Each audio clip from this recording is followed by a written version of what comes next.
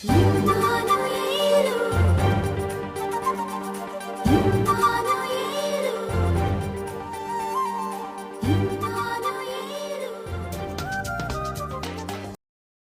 చదువుకున్న కీర్తన భాగం 101 కీర్తన.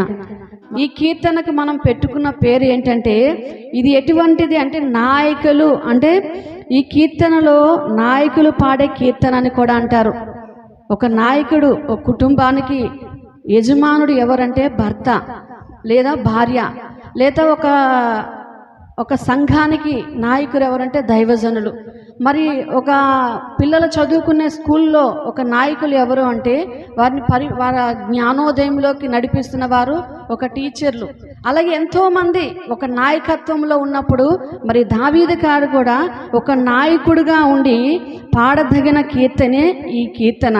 మరి ఈ కీర్తనని మరి నాయకుడు ఏమని అంటున్నాడంటే, మరి కోరుకుంటున్నాడు తన నాయకత్వంలో అనేకులకి ఆశీర్వాదకరముగా నేను చేస్తున్న నా నాయకత్వంలో, నా పాలనలో దేవునికి నేను ఆశీర్వాదకరముగా ఉండాలి, అనేకులకు నేను ఆదర్శంగా ఉండాలి. మరి అదేవిధంగా నేను పరిపాలిస్తున్న పరిపాలన ప్రజలందరికీ కూడా దీవెనకరముగా ఉండాలని కోరుకుంటున్న కీర్తన. 101 కీర్తన మొదటి మాటను మనం చూసుకున్నట్లయితే, నేను కృపను గూర్చియు న్యాయమును గూర్చియు పాడేదను, యెహోవా నిన్ను స్తుతించేదను. దేవుని స్తోత్రం, హల్లెలూయా. మరి కృపను గూర్చియు, మరి దావీదు అంటున్నాడు, దేవా నీ కృపను గూర్చియు నీ న్యాయమును గూర్చి నేను పాడేదను ప్రభువా. మరి పాట రూపంలో పాడుతున్నారు. మరి పాట ఉంది, పాత పాట. మరి కృపను గూర్చియు న్యాయమును గూర్చి నేను పాడేదను ప్రభువా, నిర్దోషముగా నీ సన్నిధిలో నేను జీవించేదను ప్రభు అని పాట ఉంది. మరి ఎన్నో మరి దేవుని ఎన్ని రకాలుగా ఆయన మహిమపరచాలని ఏదో ఒక విధంగా తన శక్తి మించి కూడా దేవుని ఆరాధించాలని కోరుకుంటున్నా దావీదుగా నా విధంగా అంటున్నాడు, నేను కృపను గూర్చియు న్యాయమును గూర్చి పాడేదను ప్రభా, యెహోవా నిన్నే నేను స్తుతిస్తాను ప్రభా, వేరొకరిని నేను ఆరాధించను, వేరొకరిని నేను మహిమపరచను ప్రభా, నీ నామానికి మాత్రమే నేను మహిమకరంగా ఉండేవాడుగా నేను ఉండాలి. మరి ఇక్కడ దావీదు దేవుని కృపను గూర్చియు మరి పాడదగిన కీర్తన, దేవుని సన్నిధిలో ఒక తీర్మానం తీసుకుంటున్నాడు. మరి ఆ తీర్మానం ఏ విధంగా ఉంటుందంటే, నీవు నా దగ్గర ఉంటే చాలు ప్రభువా, ఎంత ఆస్తి ఉన్నా, ఎంత సంపద ఉన్నా, ఎంత కుటుంబం ఉన్నా, ఎంత డబ్బు ఉన్నా, చదువు ఉన్నా, జ్ఞానం ఉన్నా, ఏది కూడా సాటి రాదు దేవునికంట.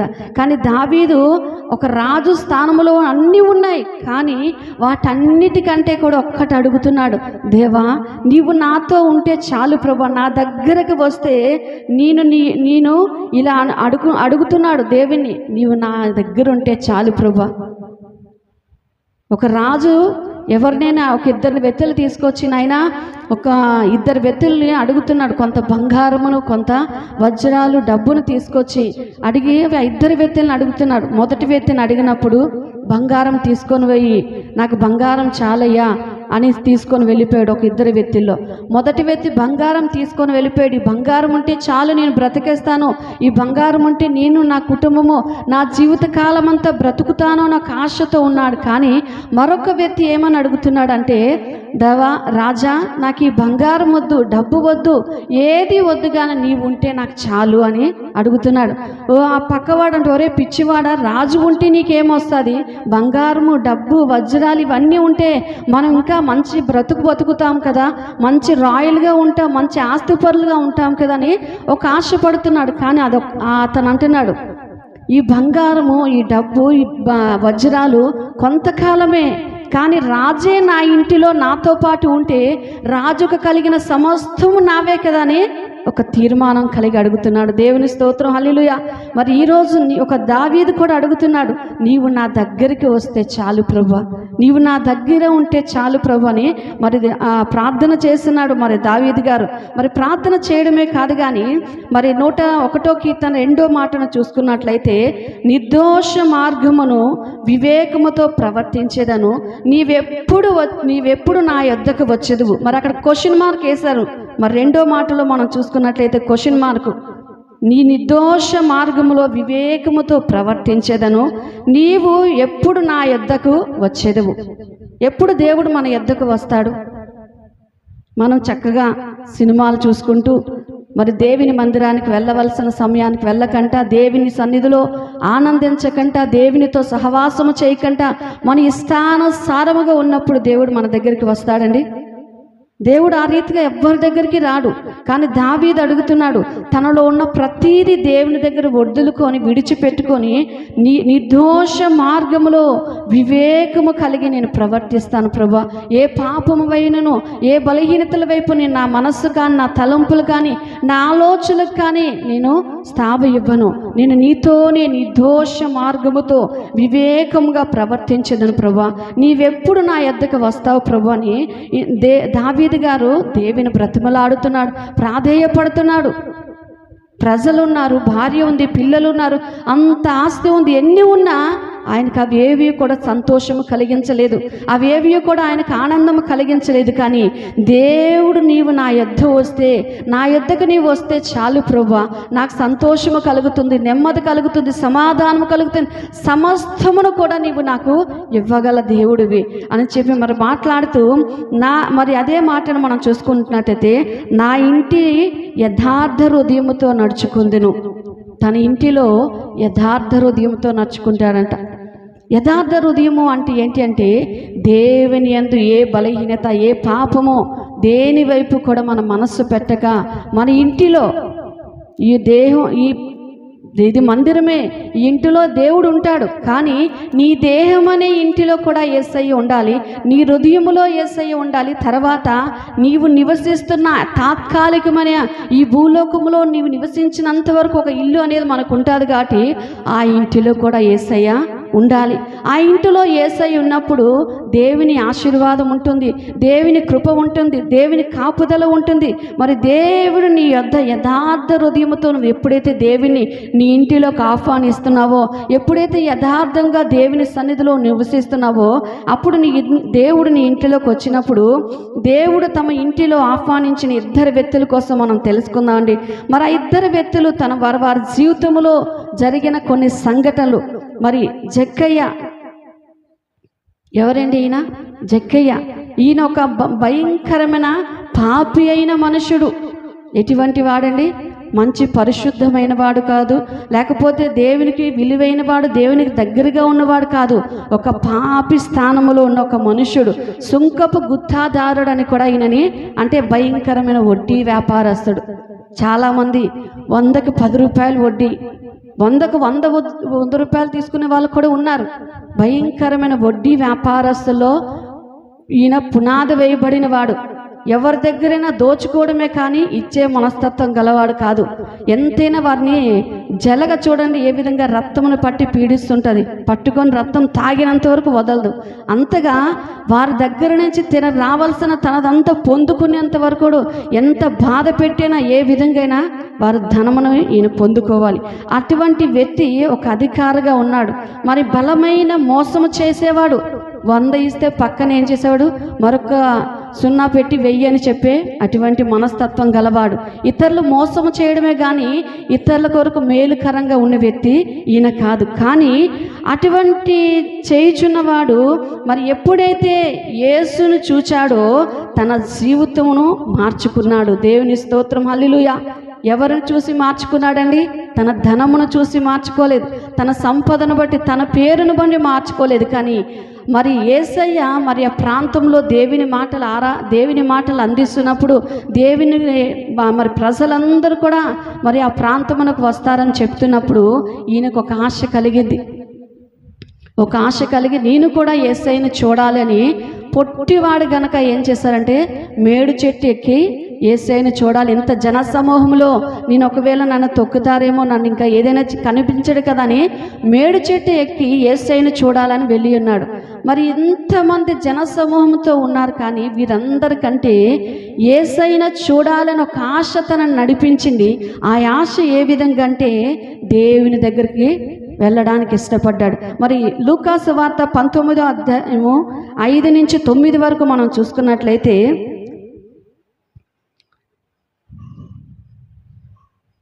యేసు ఆ చోటికి వచ్చినప్పుడు కన్నులెత్తి చూచి, జక్కయ్య త్వరగా దిగుము, నేడు నేను నీ ఇంటికి బస చేస వచ్చి ఉన్నది. అతనితో చెప్పగా అతడు త్వరగా దిగి సంతోషముతో ఆయనను చేర్చుకొనెను. దేవుని స్తోత్రం, హల్లెలూయా. ఏ విధంగా చేర్చుకున్నాడు?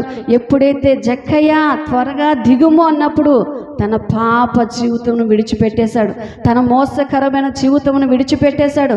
భయంకరమైన అనేకులు హింసిస్తూ, అనేకులు పీడిస్తూ, భయంకరమైన మోసముతో నింపబడిన తన జీవితమును వెంటనే అక్కడే ఆ మేడు చెట్టు దగ్గర విడిచిపెట్టేసి దేవుని దగ్గరికి త్వరగా దిగాడు. కన్నులెత్తి యేసయ్య ఎప్పుడైతే తనను చూచాడో వెంటనే త్వరగా దిగి తన ఇంటికి రక్షణ కలిగింది. తన ఇల్లు అంటే తన హృదయము, తన హృదయములోకి రక్షణను నడిపించుకున్నాడు. తర్వాత తన ఇంటిలో కూడా యేసయ్య రావడానికి ఇష్టపడ్డాడు. ఎప్పుడైతే మరి తన ఇంటిలోకి వచ్చిన తర్వాత ఏ విధంగా అయ్యో నా యేసయ్య నా ఇంటికి వస్తున్నాడు కదా అని ఒకవేళ తన పాప జీవితమును, తన బలహీనతలు ఎత్తిపడతాడేమని భయపడలేదు, కానీ సంతోషముతో తన ఇంటిలోకి తీసుకొని వెళ్ళాడు. దేవుని స్తోత్రం, హల్లెలూయా. మరి ఈరోజు ఈ వాక్యం వింటున్న నీవు నేను మరి యేసయ్యను మన హృదయంలోకి చేర్చుకుంటున్నామా? యేసయ్యను మన ఇంటిలోకి ఆహ్వానిస్తున్నామా? యేసయ్య ఇంటిలో ఉంటే ఎప్పుడు సంతోషమే, ఎప్పుడు సమాధానమే. అప్పుల బాధ, ఆర్థిక పరిస్థితులు, అనారోగ్యాలు ఇవేవి వచ్చినా వాటన్నిటి నుంచి కూడా దేవుడు విడుదల కలిగిస్తాడు. మరి జక్కయ్య ఇంటిలో ఎప్పుడైతే ఆశీర్వాదం వచ్చింది, యేసయ్య ఎప్పుడైతే జక్కయ్య ఇంటికి రక్షణ వచ్చిందో, మరి ఇతను ఎటువంటి వాడైనా సుంకరి. మరి ఇద్దరు వ్యక్తులు మనం ప్రార్థన చేస్తున్నప్పుడు విని ఉంటాం. ఒక వ్యక్తి ప్రార్థన చేస్తున్నప్పుడు మరి సుంకరి మరి ఇద్దరు వ్యక్తులు కూడా ప్రార్థన చేస్తున్నాడు. మరొక వ్యక్తి అంటాడు, తనను తాను పొగుడుకుంటాడు. ఒకడు అనుకుంటాడు, అయ్యా నేను వారానికి 2 రోజులు ఉపవాసం ఉంటున్నాను, ఇంత దశం భాగములు ఇస్తున్నాను, ఆ విధంగా ఉంటున్నాను, ఇట్లా ఉంటున్నాను, ఎన్నెన్నో తనను తాను పొగుడుకుంటూ ఈ సుంకర వలె నేను నీకు ఏ విధంగా ఉపయోగపడలేకంటూ ఉండలేదు అని తనను తాను పొగుడుకుంటాడు, హెచ్చించుకుంటాడు. కానీ మరి దేవుడు మాట్లాడుతున్నాడు. మరి సుంకర అంటే వీరు ఎవ్వరికి భయపడరు, కానీ దేవునికి మాత్రం భయపడేవారు. దేవుని స్తోత్రం, హల్లెలూయా. ఒక మనుషులకి భయపడలేదు, అధికారులకు భయపడలేదు జక్కయ్య, కానీ దేవునికి మాత్రం భయపడి జక్కయ్య త్వరగా దిగుముని ఇంటికి రక్షణ వచ్చిందన్నప్పుడు త్వరగా తన పాప జీవితమును విడిచిపెట్టి తన ఇంటిని చేర్చుకున్నారు. ఎవరెవరికైతే ఇవ్వాలో, ఎవరెవరైతే దగ్గర తన తీసుకునవలసిన మోసం చేసి ఎంతెంతైతే తీసుకున్నాడో 1 వంతు కాదండి 4 వంతులు సైతము వారికి అర్పించాడు. తిను తీసుకుంది 1 వంతు అయితే 4 వంతులు చెల్లింపులు చెల్లించాడు. తన పాపమును విడిచిపెట్టాడు, తన మోసకరమైన జీవితమును విడిచిపెట్టాడు. వీరెవ్వరికి భయపడకపోవచ్చు, కానీ పరలోకమైన దేవునికి మాత్రము భయపడ్డాడు. దేవుని స్తోత్రం, హల్లెలూయా. ఈరోజు మనుషులుగా మనం దేనికి భయపడపోవచ్చు, దేనిని కొన్ని పరిస్థితులు, కొంతమందికి కొన్ని భయాలు ఉంటాయి. కొంతమంది ఇంటిలో ఒంటరిగా ఉండాలంటే ఒక భయం, కొంతమంది ఎక్కడికైనా వెళ్ళాలి అంటే భయం, కొంతమంది బాత్రూంలోకి వెళ్ళాలన్న భయమే, ఎక్కడ ఉండాలన్న పక్కన ఎవరు మనుషులు లేకపోతే ఒక భయం. అలాంటి భయాలు కాదు, కానీ ఆ భయములన్నీ విడిచిపెట్టి దేవుని కొరకు నువ్వు ఎప్పుడైతే భయపడతావో, దేవుని కొరకు ఎప్పుడైతే నీ జీవితమును, నీ పాప జీవితమును, నీ బలహీనమైన జీవితమును దేవునికి విరోధముగా దూరము చేసిన ఆ పరిస్థితులన్నిటిని విడుదల పొందుకున్న తర్వాత నీ జీవితము ఆశీర్వాదకరముగా మారుతుంది. మరి జక్కయ్య జీవితంలో జరిగిన అద్భుతము ఈరోజు నా జీవితంలో కూడా దేవుడు చేయడానికి ఇష్టపడుతున్నాడు. మరి లూకాసు వార్త 18వ అధ్యాయము మరి 10 నుంచి 13 వరకు మనం చదువుకున్నట్లయితే, అయితే సుంకరి దూరముగా నిలిచి ఉండి ఆకాశం వైపు కన్నులెత్తి చూచుటకైన ధైర్యము చాలక రొమ్ము కొట్టుకొనుచు, దేవా పాపినైన నన్ను కరుణించమని పలుకుచున్నాడు. సుంకరి ఏ ప్రార్థన చేస్తున్నాడు? అయ్యా ఆకాశం వైపు కన్నులెత్తి చూచుటకైనా నేను యోగ్యుని కాదయ్యా. తనను తాను అంత ఆస్తిపరుడు, కానీ తనను తాను తగ్గించుకుంటున్నాడు. ఆకాశం వైపు కన్నులెత్తి చూచేందుకు కూడా నేను అర్హుడిని కాదయ్యా, అంత పరిస్థితి లేనివాడినయ్యా, కానీ అని ప్రార్థన ధైర్యముతో రొమ్ము కొట్టుకుంటూ, ఈ పాపిగైనా నన్ను నీవు కరుణించు ప్రభా, పాపి జీవితంలో జీవించిన నన్ను సాతాను చేతుల్లో బలహీనుడైపోయిన నా బ్రతుకును ఈరోజు నువ్వు విడుదల చేసావు. ఈరోజు నా ఇంటికి రక్షణ కలిగించావు, నా హృదయమునకు రక్షణ ఇచ్చావు, నా జీవితమును కూడా మార్చావు ప్రభా. నన్ను వలి అనేకులు కూడా మార్చు ప్రభు అని ప్రార్థన చేస్తున్నాడు. మరి ఇటువంటి ప్రార్థన మనం కలిగి ఉన్నాం. మరి లూకాసు వార్త మరి 10వ అధ్యాయము 38 నుంచి 41 వరకు మనం చూసుకున్నట్లయితే, లూకాసు వార్త 10వ అధ్యాయము 38 నుంచి 41 వరకు. అంతటా వారు ప్రయాణమై పోవుచుండగా ప్రవేశించెను. మార్తా అని ఒక స్త్రీ ఆయనను తన ఇంట చేర్చుకొనెను. ఆయనకు మరియ అని ఒక సహోదరి ఉండెను. ఈమె యేసు పాదముల దగ్గర కూర్చొని ఆయన బోధ వినుచుండెను. మార్త విస్తారమైన పని పెట్టుకొనుట చేత తొందరపడి ఆయన యొద్దకు వచ్చి, ప్రభువా, ఒంటిగా పని చేయుటకు నా సహోదరుని నీవు విడిచిపెట్టినందున నీకు చింత లేదా? నాకు సహాయము చేయమని ఆమెతో చెప్పమను. దేవుని స్తోత్రం, హల్లెలూయా. మరి మార్తా మరియా అని ఇద్దరు అక్క చెల్లెలు ఉన్నారు.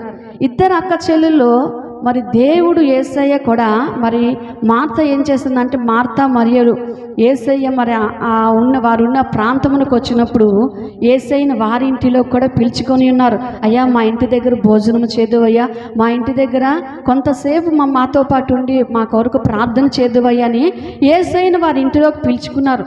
ఎవరైనా మన ఇంటికి బంధువులు వస్తే ఏం చేస్తాం? చక్కగా నీట్గా శుభ్రంగా అన్నీ సర్ది నీట్గా పెట్టి వారికి మంచి ఆహార పదార్థాలను వండి పెడతాం, వారికి మంచి మర్యాదలు చేస్తుంటాం. మరి అదే రీతిగా ఈ మరియా ఏం చేస్తుందంటే, యేసయ్య ఎప్పుడైతే ఇంటిలోకి వచ్చాడో యేసయ్యని విడిచిపెట్టి ఎక్కడ పక్కకు కూడా పోలేదు. ఈమె యేసయ్య పాదాలు మాత్రమే పట్టుకొని యేసయ్య చెప్పిన ప్రతి మాటను వింటుంది. కానీ ఈ మార్త ఏం చేస్తుందంటే, ఆమెలో ఎక్కువ అంటే కొంతమంది ఎవరైనా వస్తే అడావిడి చేస్తూ ఉంటారు. అది పెట్టాలి, ఇది పెట్టాలి, పెట్టడం మంచిదే.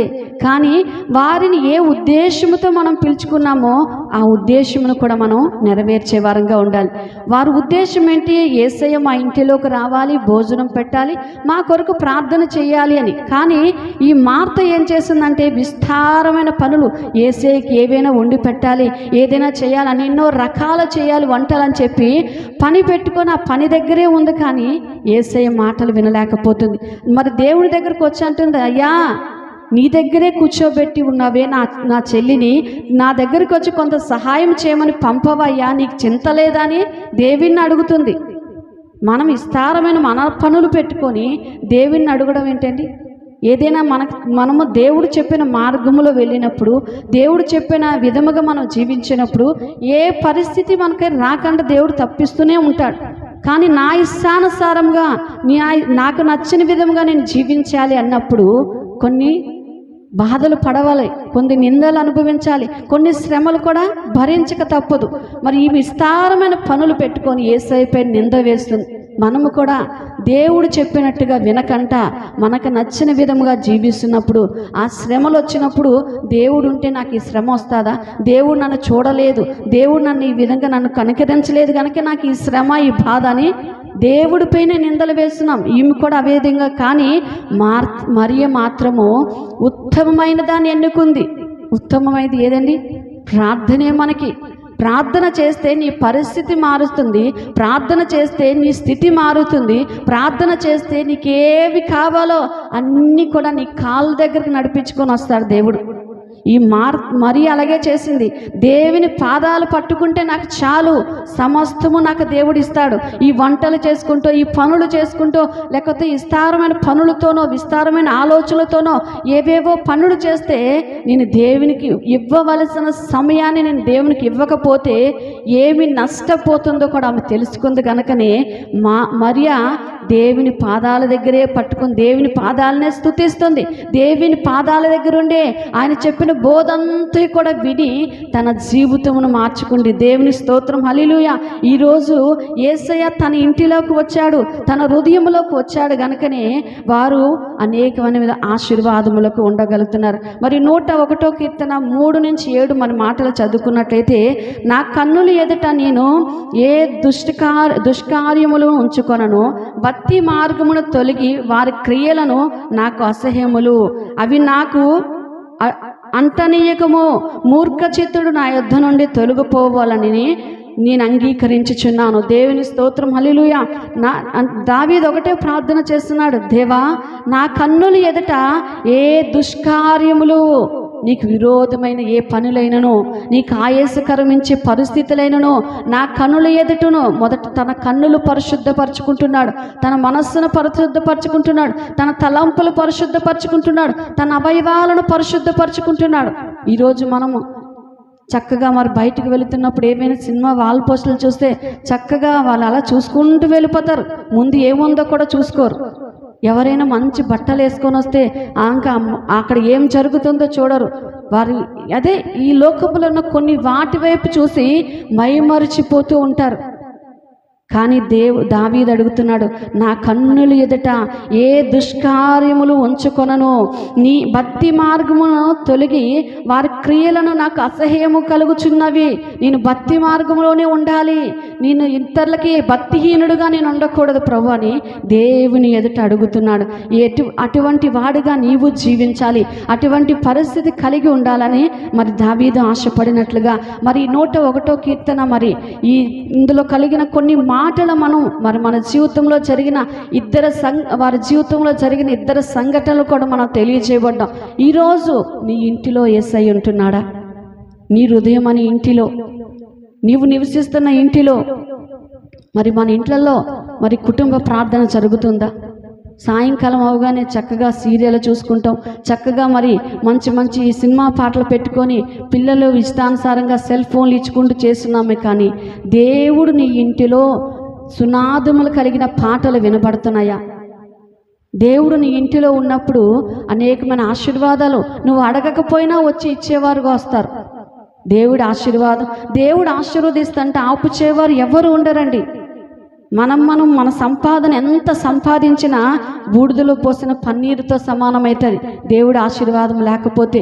దేవునికి ఎప్పుడైతే నువ్వు దగ్గరగా ఉంటావో, ఎప్పుడైతే దేవునికి ఇష్టానుసారంగా జీవిస్తావో, నీ చెడు మార్గములు, చెడు పరిస్థితులు అన్నీ విడిచిపెట్టి దావీదు ఒక్కటి అడుగుతున్నాడు, యేసయ్యా నా యొద్దకు నీవు వస్తే చాలు ప్రభా, ఇవన్నీ ఈ లోకంలో ఎన్ని ఉన్నా నాకు అవి ఏవి అవసరం లేదు, నీవొక్కడవే నా జీవితంలో నా ఇంటిలో ఉంటే చాలు ప్రభు అడుగుతున్నాడు. మరి నీవు ఆ విధంగా అడగగలుగుతున్నావా?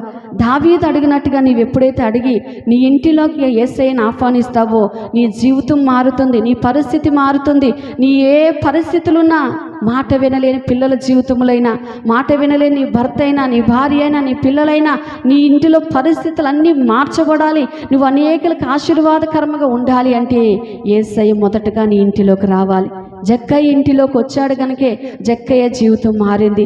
మరి మార్త మరియల ఇంటిలోకి యేసయ్య వచ్చినప్పుడు మరియ జీవితం మార్చబడింది. ఈరోజు యేసయ్య నీ ఇంటిలోకి వచ్చినప్పుడు నీ జీవితం కూడా మార్చబడటకు ఆయన ఇష్టపడుతున్నాడు.